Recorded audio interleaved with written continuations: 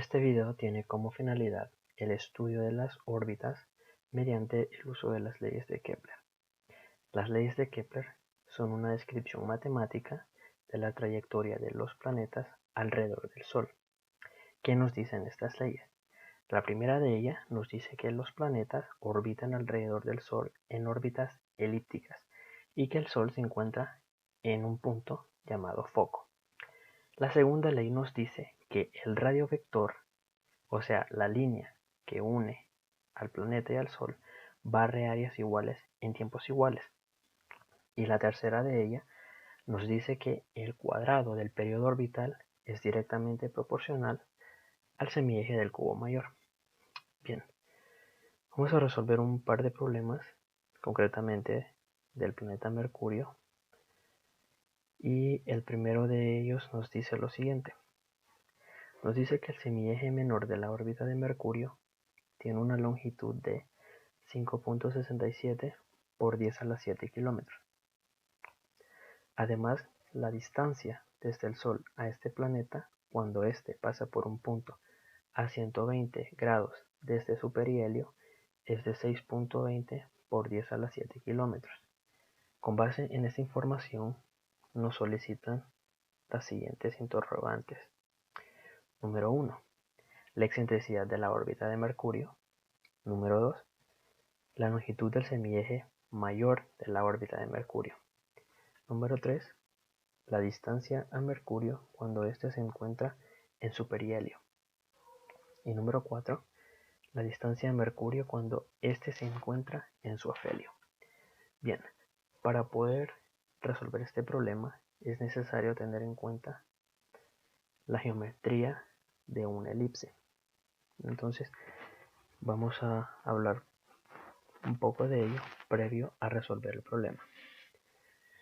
Bien, una elipse es una de las 4 secciones cónicas que está definida concretamente por uno de sus parámetros, que es el primero que nos solicita el problema, la excentricidad. ¿Qué es la excentricidad? Bueno, la excentricidad es un parámetro que nos dice el tipo de sección cónica, que es,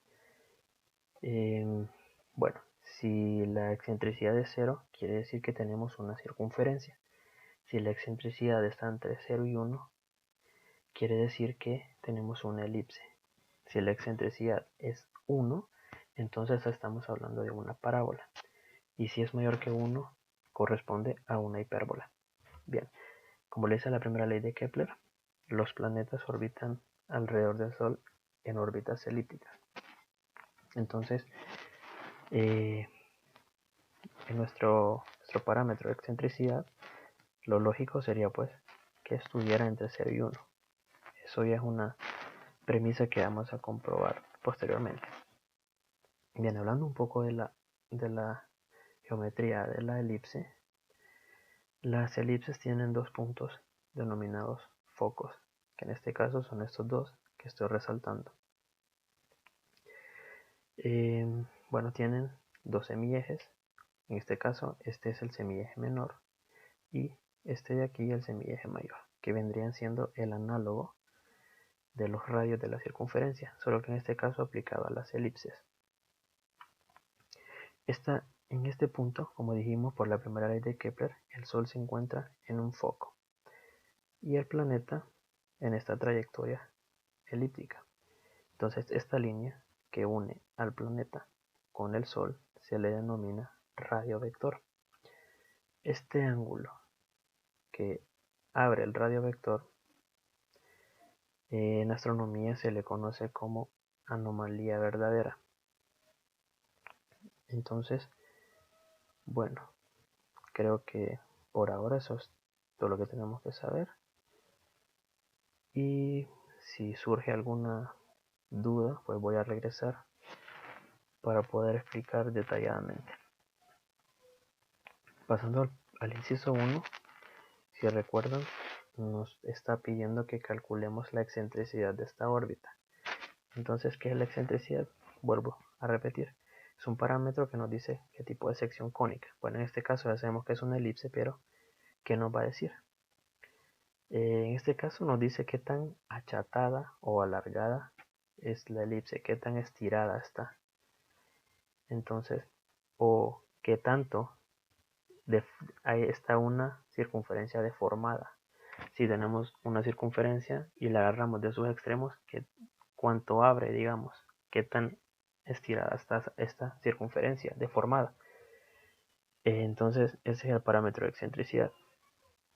La excentricidad es la razón entre el semieje mayor de la elipse y la distancia que hay desde el centro de la elipse al foco, a uno de los focos de la elipse. Bien, ¿cómo se calcula? Pues a eso vamos. Entonces, para poder empezar, voy a utilizar esta expresión número 1, que corresponde al radio vector de la elipse, que en este caso pues depende de tres parámetros. El primero, este A, es el semieje mayor. Epsilon corresponde a la excentricidad y phi a la anomalía excéntrica verdadera, que es el ángulo que abre el radio vector. Entonces, pues pueden notar ustedes que tenemos tres incógnitas, 4 si queremos llamar al radio vector también. Entonces, para poder deshacernos de al menos 2 de ellas, vamos a utilizar parte de la información del problema. Nos dice que cuando el radio vector abre un ángulo de 120 grados, su longitud es 6.20 por 10 a la 7 kilómetros. Si nosotros sustituimos estos datos en esta expresión, entonces hay que recordar coseno de 120 es menos un medio. De aquí sale el negativo 0.5 que está aquí en el denominador. Luego el radio vector sustituyo su longitud y ahora tengo esta expresión que depende de la excentricidad y el semieje mayor. Entonces hay que eliminar uno de esos dos parámetros. Evidentemente tiene que ser el semieje mayor porque lo que estamos buscando es la excentricidad. Bien, entonces para ello vamos a utilizar una propiedad geométrica de las elipses que me relaciona el semieje menor con el semieje mayor y la excentricidad. Y es la que corresponde a la expresión número 3. Bien, entonces, ¿por qué hacer esto? Porque el problema nos dice cuál es la longitud del semieje menor. La longitud del semieje menor es 5.67 por 10 a la 7 kilómetros. Entonces ahora tengo un sistema de ecuaciones de 2 por 2. Tengo la expresión 2, que es esta, y la expresión 4. Entonces, para poder deshacerme del semieje mayor A, yo voy a dividir la ecuación 2 entre la ecuación 4, obteniendo la expresión 5, que tiene esta forma. Entonces, notemos que esta expresión depende únicamente de la excentricidad de la órbita. ¿Cómo vamos a resolver esto? Pues la idea es muy simple. El denominador de esta expresión paso a multiplicarlo al lado izquierdo, luego elevo al cuadrado para deshacer esta raíz cuadrada y al simplificar pues toda la expresión, lo que voy a obtener es una ecuación polinómica de grado 2 en función de la excentricidad. Y bueno, por el teorema fundamental del álgebra, esperaríamos que este polinomio pues tenga dos raíces. Entonces, no lo he resuelto detalladamente porque he utilizado un software, Wolfram Matemática, para poder encontrar la solución de esta ecuación. Al final dejo el código por si quieren ver. Entonces, también para ahorrar un poco de tiempo. Bien, pues resulta que mi solución en Wolfram me dio dos valores. Uno, un epsilon 0.21 y un epsilon 0.71. La pregunta aquí es, ¿cuál es la excentricidad de esta órbita? Porque tengo dos valores. Bien, entonces hay que hacer un poco de análisis. Ya sabemos que los planetas orbitan alrededor del Sol en órbitas elípticas y la excentricidad está entre 0 y 1. Estos dos valores están entre 0 y 1. Entonces, si nos vamos a leer un poco sobre nuestro sistema planetario, nos vamos a dar cuenta que las órbitas de nuestros planetas son casi circulares. Eso quiere decir que las excentricidades están muy cercanas a 0. Entonces, lo lógico es esperar que epsilon igual a 0.21 sea la excentricidad de nuestra órbita. Por otro lado, las excentricidades altas son más características de cuerpos celestes como los cometas. Entonces, por eso yo he elegido la expresión 6 como respuesta a la pregunta o el inciso 1 para el cálculo de la excentricidad. La excentricidad de 0.21 que además, si buscamos en la literatura científica, podemos comparar el valor. Para el inciso 2, lo que nos estaban solicitando era la longitud del semieje mayor. Si regresamos a la expresión 3, recordamos que el semieje mayor y el semieje menor estaban relacionados. Entonces, yo puedo despejar para uno de los dos. Me conviene despejar para el semieje mayor porque ya conozco la excentricidad, la he calculado en el inciso anterior y conozco la longitud del semieje menor. Entonces, de la expresión 8 calculo la longitud del semieje mayor A sustituyendo B y epsilon. Si efectuamos todas las operaciones correspondientes, el valor esperado para el semieje mayor debe ser este, que en notación científica podemos expresar como 5.79 por 10 a la 7 kilómetros. Eso solo para dar una idea o darnos una aproximación. Bien, para el inciso 3 nos pide calcular la distancia a Mercurio cuando éste está en su perihelio. Entonces, definición de perihelio, creo que no la di al inicio. El perihelio es el punto para el cual la longitud del radiovector es la más pequeña dentro de su órbita, ¿verdad? Entonces, en este caso, este punto que estoy señalando aquí corresponde al perihelio de esta órbita. Y el afelio es totalmente lo contrario. Es aquel punto de la elipse para el cual el radiovector tiene su mayor longitud posible, que sería en este caso este punto de aquí. Entonces,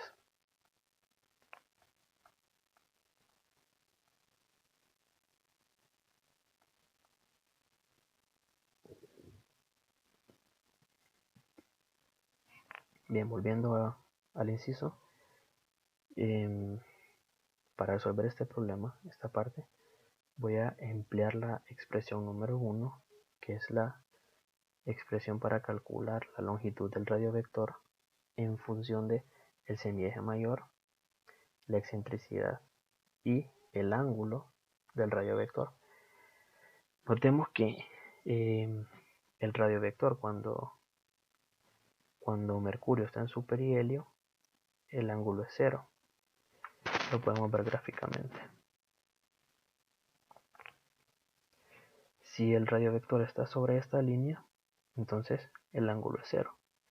Para el afelio, el ángulo se ha abierto 180 grados, ¿sí? Entonces para el afelio vamos a utilizar 180 grados y para el perihelio vamos a usar 0 grados. Entonces, de la expresión 1, sustituyo el semieje mayor, la excentricidad y la anomalía verdadera o el ángulo, y pues simplificando esta expresión obtengo un valor de 4.58 por 10 a la 7 kilómetros. Esta es la mínima distancia a la que Mercurio se puede encontrar del Sol, lo más cerca posible que puede estar del Sol. Y para el inciso 4, pues de manera muy similar, también voy a recurrir a la expresión 1 para calcular la distancia máxima. Entonces, conozco el semieje mayor, la excentricidad y el ángulo en este caso es 180 grados. Sustituyendo estas expresiones, estos valores en la expresión número 1, lo que yo debería de obtener al simplificar el cálculo es esta cantidad, 7.02 por 10 a la 7 kilómetros. Bien, con ello damos o doy por concluido la solución del primer problema. Pasando al problema número 2, de antemano les digo que este problema es muy similar al anterior en una pequeña parte. Entonces veamos el enunciado. El semieje menor de la órbita de Mercurio es de 6.67 por 10 a la 7 kilómetros y tiene un periodo orbital de 88 días. Esto quiere decir que a Mercurio le lleva 88 días terrestres darle una vuelta al Sol. Además, la distancia desde el Sol a este planeta, cuando pasa por un punto desde su perihelio a 120 grados, es de 6.20 por 10 a la 7 kilómetros. Con base en esto, nos piden calcular lo siguiente. Para el inciso 1, nos piden calcular la excentricidad y el semieje mayor de la órbita de Mercurio. Pero estas dos cantidades ya fueron calculadas en el problema 1. Para el inciso 2, nos piden determinar cuánto tiempo tarda Mercurio en moverse desde un punto A hasta un punto B de su órbita, que va a ser mostrado en una figura que posteriormente le voy a presentar. Entonces, el inciso 1 de este problema no voy a resolverlo porque ya fue resuelto en el inciso 1 e inciso 2 del problema 1. Ya calculamos la excentricidad y establecimos que tenía este valor y calculamos el semieje mayor, la longitud del semieje mayor para la órbita de Mercurio. Entonces solo he trasladado estos datos porque los cálculos ya fueron realizados. Si quisiesen volver a revisarlos, pues solo tienen que subir en el PDF, ¿no? Es prácticamente el mismo procedimiento, nada nuevo, nada diferente. Lo diferente de este problema comienza en el inciso 2. Bien, este problema, esta parte del problema tiene un poquito de complejidad a diferencia de el problema 1, porque el problema 1 pues fueron cálculos que se realizaban de manera directa, ¿no? Entonces, la pregunta aquí es cuánto tiempo le tarda a Mercurio en ir de este punto a este, pero siguiendo esta trayectoria en sentido antihorario. Ese es el sentido en el que giran los planetas. Bien, entonces, para ello vamos a utilizar la segunda ley de Kepler, que les recuerdo que es lo que dice, ¿no? Dice que el radiovector que une al Sol y al planeta barre áreas iguales en tiempos iguales. Esto es cualitativamente, ¿no? Pero matemáticamente o cuantitativamente, lo que este problema, esta ley nos dice es que la razón a la que se barre áreas es constante. Es decir, si yo tengo un área y la divido entre el tiempo que tardó en barrer esa área, va a ser igual, independientemente del tiempo. Lo que va a cambiar, evidentemente, para mantenerse la proporción es la cantidad de área barrida y el tiempo, pero eso debe de manejarse constante. Esto, les menciono, tiene un par de consecuencias muy importantes. La primera de ellas es que nos dice que el momento angular del sistema Sol-planeta se conserva. Y eso lo que nos dice, en otras palabras, es que el planeta se mueve sobre un plano y el Sol también está contenido en el mismo plano. Lo segundo es que nos dice que la velocidad a la que se mueve el planeta en su trayectoria no es constante, de manera que mientras más cerca del Sol esté, más rápido se mueve, y mientras más lejos esté, más despacio se mueven. Bien, siguiendo la expresión 17, lo que nos dice es que las razones se mantienen constantes, es decir, la cantidad de área barrida y entre el tiempo que se tardó es una constante. Entonces, podemos afirmar esto, que para un área barrida entre un tiempo 1 debe ser igual a un área 2 barrida para un tiempo 2. Entonces, esto también lo conocemos de manera coloquial o de manera vulgar, digamos, como la ley de 3 que le decimos. Entonces la idea es, pues, de estas 4 cantidades conocer 3 y despejar para una. Bueno, para este caso vamos a considerar a sub 1 como el área barrida en un tiempo t sub 1 que va a ser igual a su periodo orbital. Entonces, ¿cuál es el área que barre Mercurio en su periodo orbital? Pues como les dije, el periodo orbital es el tiempo que le toma al planeta en dar una vuelta alrededor del Sol.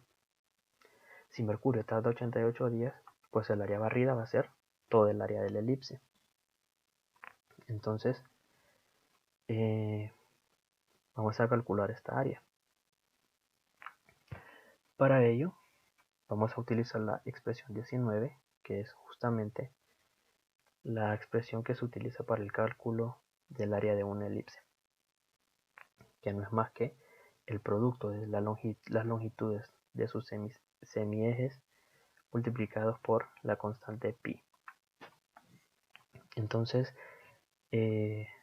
como en este caso, A y B son el semieje mayor y semieje menor respectivamente. De aquí, pues, el semieje mayor A se debió haber calculado en el inciso 1 de este problema, y el semieje menor es un dato que el problema no está. Entonces, no va a ser muy complejo este cálculo.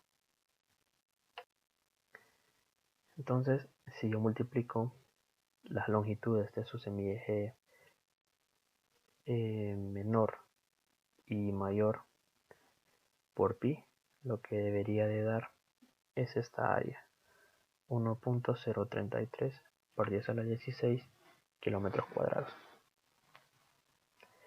que no ha sido pues gran cosa, es un cálculo muy simple.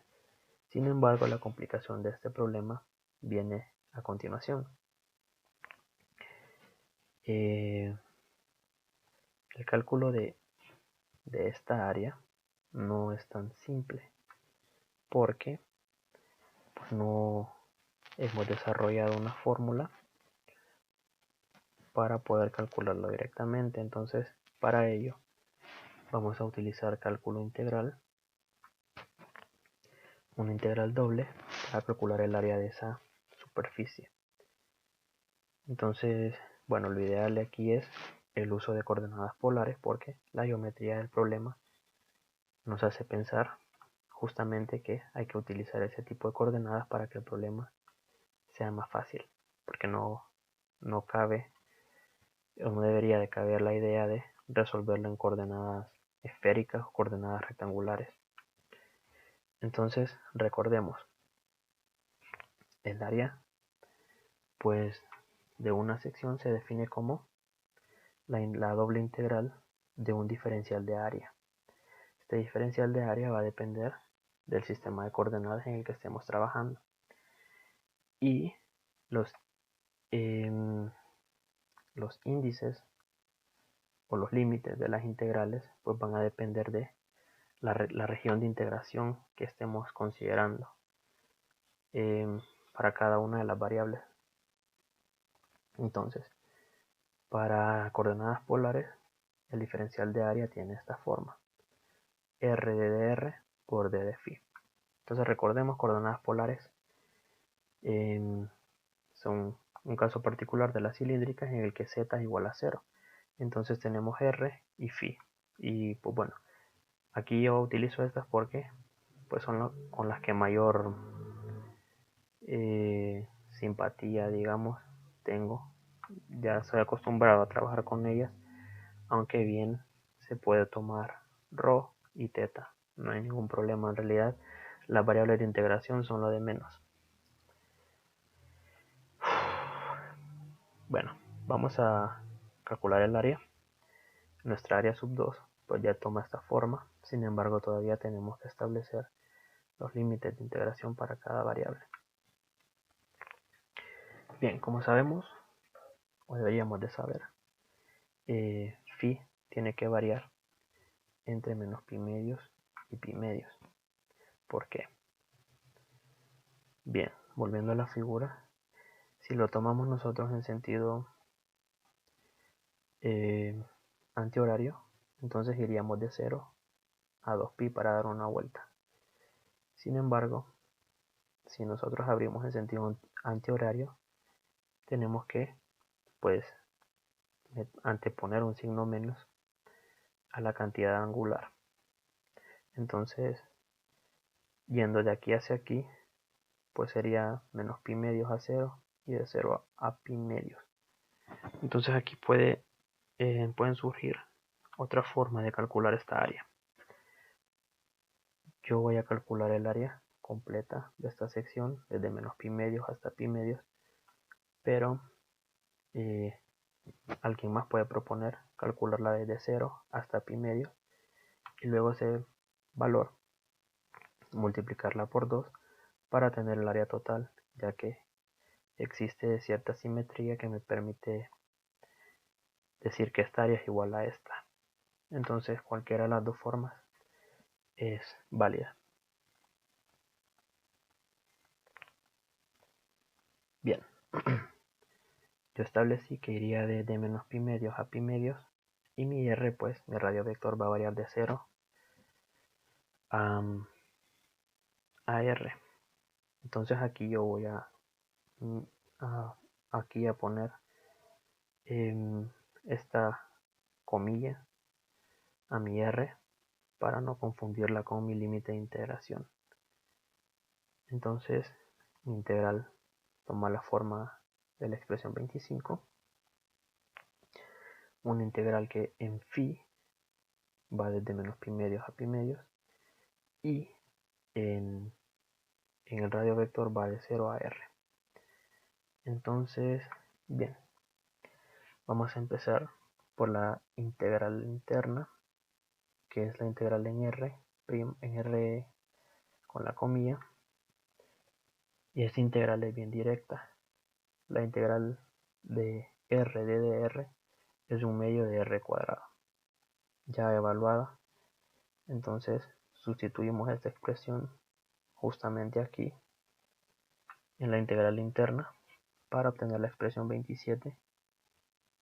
Entonces un medio, como es una constante, puede salir a multiplicar afuera, y lo que hay que tener cuidado, porque resulta que casi siempre es un error y suele ser muy clásico, es que pensamos o siempre suponemos que este r no depende de phi y que por consiguiente también puede salir a multiplicar y luego efectuar la integración en phi, y pues al final sería como hacer las dos integrales por separado y multiplicarlas. Pero este no es el caso, porque este r es el radio vector, y el radio vector, recordemos que entre sus parámetros tenía el ángulo, ¿verdad? Entonces este r depende de este phi, por lo tanto no puede salir de la integral porque hay que considerarlo al momento de integrar todo lo que depende de phi. Bien, para agarrar la forma de r, pues tomamos la expresión número 1, la sustituimos aquí, elevando todo al cuadrado y sacando el 1 medio a multiplicar afuera, deberíamos de tener la expresión 28. De aquí, el a es conocido porque es la longitud del semieje mayor, que es un cálculo que fue requerido en el inciso 1 de este problema. De igual manera, la excentricidad es un cálculo que ya se hizo y ya conocemos su valor. Entonces, lo único que